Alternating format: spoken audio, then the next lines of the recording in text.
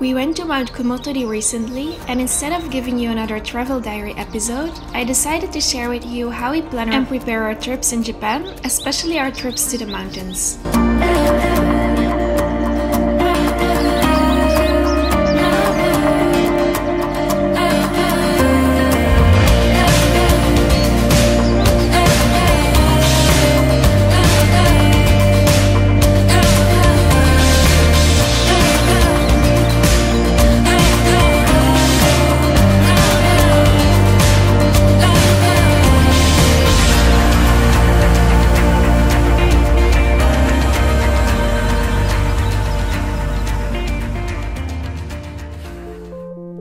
If you are planning on traveling during the busiest periods in Japan, I'd book a few months up to half a year or even a year in advance. Obon, New Year's, and Golden Week are considered as big holidays in Japan because all public and private organizations are closed and everyone returns to their hometown or leaves the country, which results in no flights, trains, accommodation left unless you book way in advance. If you can avoid these holidays, please do so. We travel during these busy periods and book everything a while in advance, but for other timings, we end up being pretty last minute because for hiking, you will have to check the weather first before you decide to go. We like to travel to destinations that are unique, but the question is, where do we find them?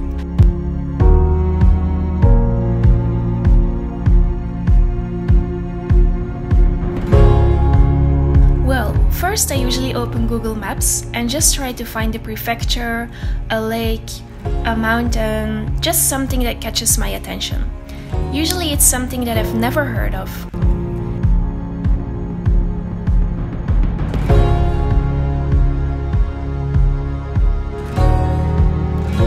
And depending on the length of our trip, I will look for something within a radius of 100 to 200 kilometers or so from Tokyo, if we only have 2 days. And if we have a lot of time, I'll just look for something all over Japan. This is the method I used to find out about the Ogasawara Islands, a very remote island group that belongs to Japan. I'll put the link to our video in the description box if you're interested to watch it. For the rest, I searched for blogs in Japanese or English about hidden gems in Japan. Hidden gems, nature in Japan, hidden islands, etc. are definitely keywords for us. By reading blogs, you can get a good view on whether this might work for you and you're interested in it or not. We sometimes use Instagram as well to find nice places, and just by inserting the right keywords in the search tool, you can find beautiful hidden spots. And try putting your keywords in Japanese. This might result in hidden gems that only the locals know about. There are a lot of ways to get to your destination. Most of the time, we end up using public transport. I'm usually a fan of the fastest way to get to our destination, but that's usually the most expensive way.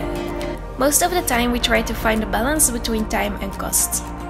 Shinkansen and airplanes are usually the fastest way to get to your destination. If you're living outside of Japan and visiting Japan as a tourist, you can buy a rail pass, which allows you to ride the Shinkansen and other lines as much as you want for a fixed price during a certain amount of time.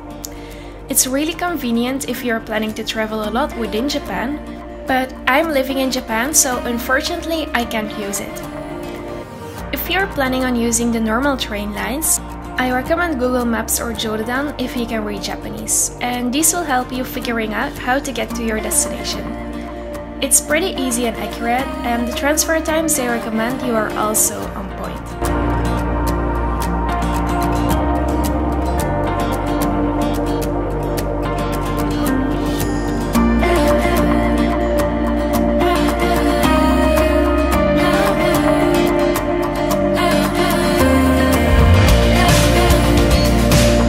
If you don't want to be dependent on public transportation, I recommend renting a car, which we do when we want to go to watch a starry sky or so.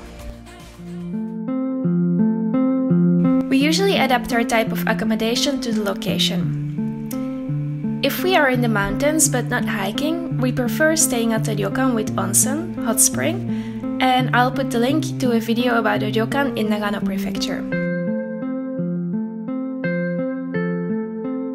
For the rest, we don't really enjoy staying at hotels because they are so impersonal and they don't have the Japan vibe to it that you want to experience while traveling around, so we end up using Airbnb quite a lot.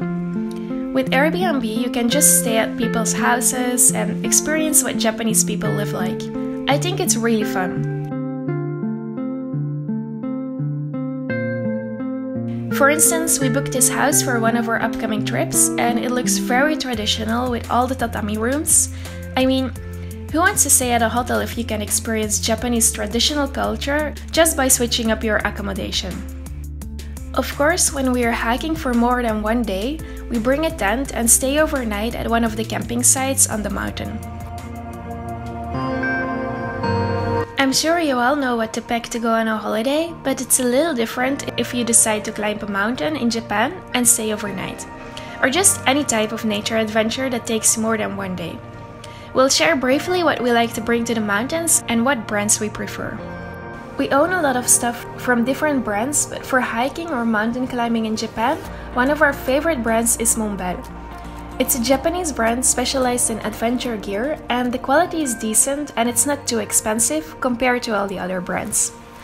I'd say if you're really going extreme, like climbing mountains above 5,000 meters, I'd buy brands that are specialized in extreme expeditions like the North Face, etc.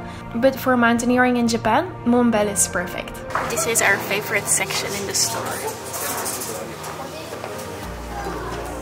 Another shop we really like is Kojitsu Sanso, because you can find a variety of good brands and they do offer discounts, sometimes. So this is what we usually bring on a 2-day hike, like 2 days and 1 night. We have one Osprey backpack, 60 liters. This one is quite big. I don't think I can carry this one, but Takeda uses this one. And what I really like about this backpack is that the support here is amazing. What I also really like about this backpack is that you can access the middle parts or the main parts from this side and also from this side. The backpack I use is the one from Millet, and it's a brand I really love. Like, they make very strong mountaineering stuff, and what I also really like about this backpack is that it comes with a rain cover. Normally you have to buy it separately, but this one has a rain cover, which is pretty nice. Yes. We also have a rain cover for this backpack, but we had to buy it separately and it's quite expensive. I think it was about like $40 or $50 for just this. So for sleeping mats usually get rated from a level between 0 until 5, and 5 means that they're very warm. This gets really cold at night, so you want something that reflects your body heat, and these are very good because I think they're level 3 or above 3, and we use them when they're pretty warm. We also use them on rocks and they're very comfortable, so I really recommend these. The only downside is that they're a little bit, big and not very easy to carry. They're very light, but the reason why we didn't buy air mats is because air mats are really fragile, because when there gets like a hole inside, then basically you can't sleep. So when it's very cold outside below 0, we use this as well to keep ourselves warm, because this is basically something that an aluminium sheet that just reflects your body heat. We use this to wrap, or either lay on one of our mats or to wrap around us when we're already in our sleeping bags. We use sleeping bags, which we bought at Monbel. They make very good sleeping bags and they're not super crazy expensive.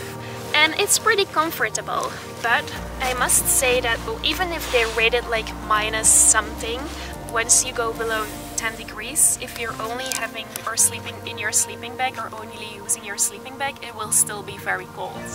So I recommend you to either invest in some liners. A liner is basically something that made from very thin material, and it's just like in the shape of a sleeping bag, and it's made of a material, usually it's like polyester or like silk or something like that, something that makes you feel very like cozy and warm.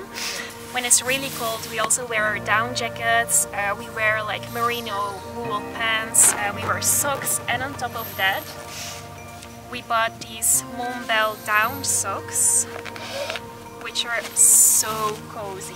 They're basically just socks. They're just filled up with down, and if you wear them, your feet will be so nicely warm. Right, Taki-chan? Oh, but for you, it's going to be the first time tonight to use them. もう履いたけどね。Oh, really? 家で。If you're really still feeling cold, then I recommend you. These are just bags. Like once you open them, they heat up until 50 or 60 degrees.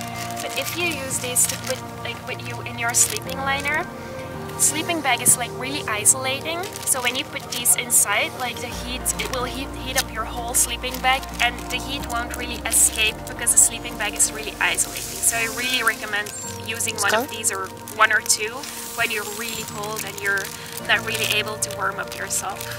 For clothes, what we wore was just a merino wool polo shirt.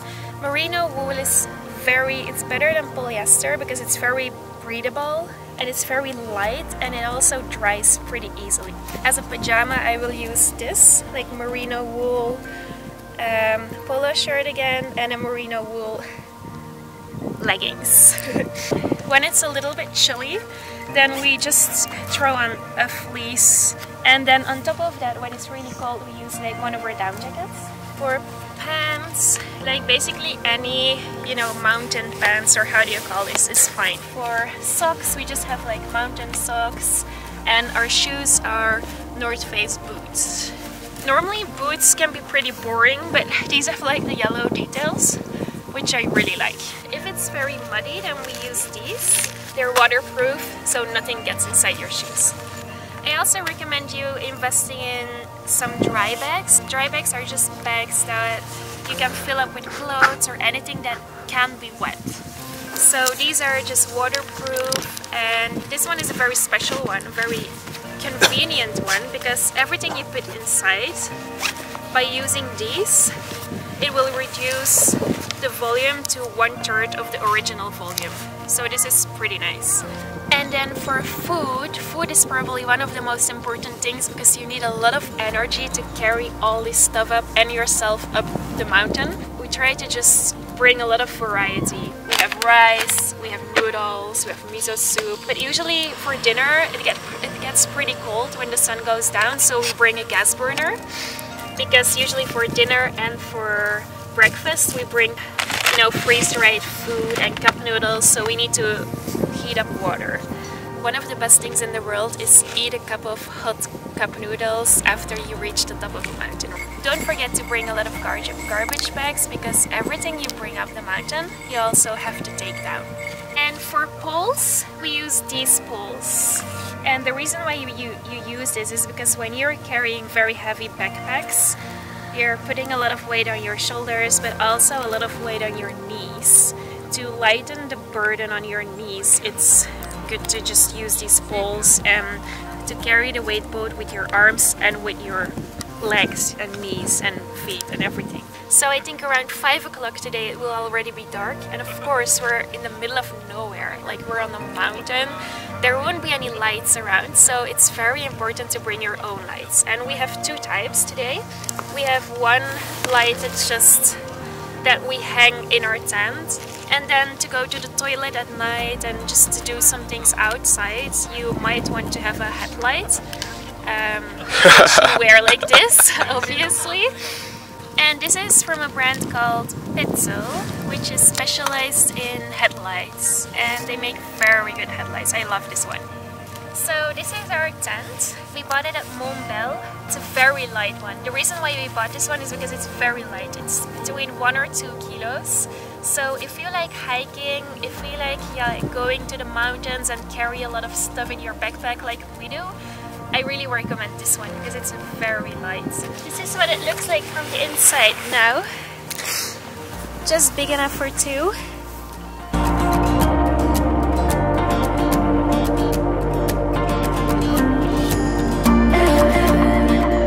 Don't forget to bring a reusable water bag so you can fill it up with water from the surrounding streams.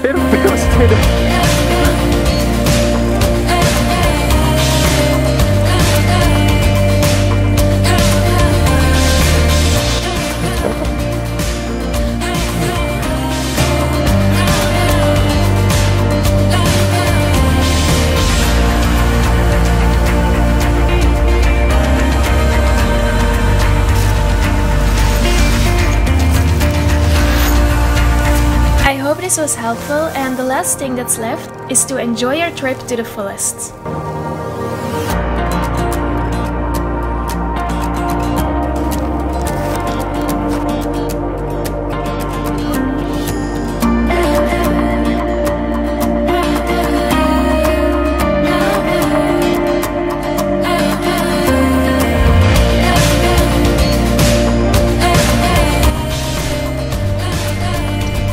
Yo, 帰るぜー。